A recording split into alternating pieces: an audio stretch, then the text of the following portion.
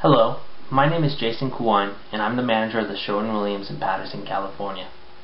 Through diagnosing the disconnect between employees and the company's pricing strategy, I've come to a hypothesis. I believe one of the primary roadblocks to company-employee cohesion in regards to the established pricing strategy is employee understanding and support of the initiative. Through my research, specifics within the problem, setting, and history help substantialize this hypothesis. In establishing some delimitations or scope to be looked through, my findings from related literature have only strengthened my suspicions. The specifics within the problem lie in the division between managers who drive the sales effort and the company's pricing strategy. While the right hand is doing one thing, the left hand is working against it. This comes in the form of broken policies and procedures that seriously inhibit the profit, potential, and brand strength of the corporation. But to understand this, we must learn of the setting of the problem. The Sherwin-Williams Company is a destination paint supplier that has been around for over 143 years. Their purpose as a destination paint store aims to provide expertise from start to finish. The term destination refers to the fact that they don't strive to be the low price leader, but to sell service and knowledge along with their products. This strategy is consistent with customer value-based pricing practices that attempt to price products based on the value they deliver to their market segments. In theory, this allows a company to charge higher prices due to the fact that they offer features that add additional value, therefore increasing profits and shareholder value, a primary responsibility and goal for any corporation.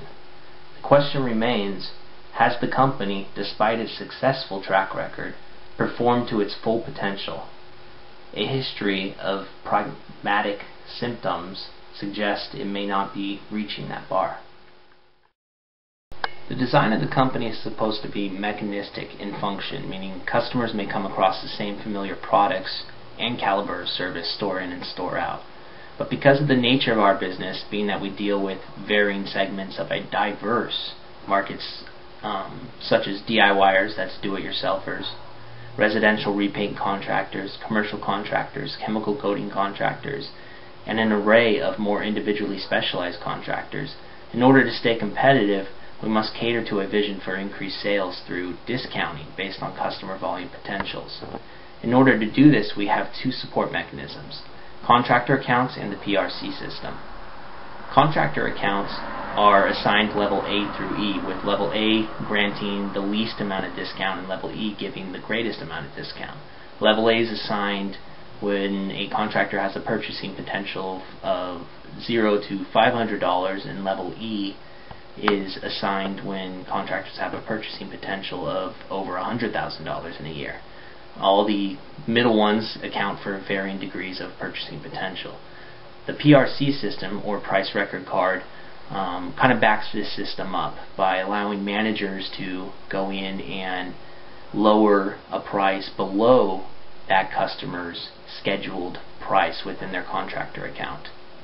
There are significant policies that govern these systems, such as contractors must be assigned to their proper volume schedule, no manager or sales rep is allowed to go below 20% gross margin without approval, managers are not allowed to create duplicate accounts as to control their PRC entry, being that only home stores are allowed to input a contractor account's PRC, and employees are not allowed to sign up DIYers for contractor accounts or allow them to purchase on those accounts. It is within the informal system that all of these policies are routinely broken. For amongst many reasons and motivations, this happens in response to work around the higher price tags as the employees lose sight of the added value and quality of our service. Within the inner circle of managers, the frustration for these elevated price tags is regularly communicated, with what appears to be little understanding for why the company chooses to make their jobs so much more difficult. The scope of this project will be limited to discovering the proportion of the Cal Central District's 20 store managers who are familiar with variable pricing strategies, and to discover their opinions on which strategy would most serve the company's best interest, and separately which strategy would most serve their own best interest. By doing this, I hope to learn to what extent knowledge or a lack of understanding contributes to the division of the corporation's pricing strategy and manager compliance. What I discovered within the literature was that value-based pricing strategies are well considered by professionals and academics alike to be the most effective pricing strategy for producing profits. Yet at the same time, the least amount of companies worldwide have adopted this strategy. For many reasons that were discovered for this fact, sales staff's understanding for what it is that they do and what role they play is a significant obstacle in rolling this profitable sales strategy.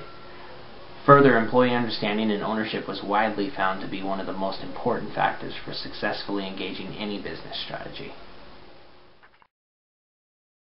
It wasn't until studying the literature and the specifics of the value-based pricing strategy that I understood how much I did not know about pricing philosophies and to what great benefit the functioning model could produce.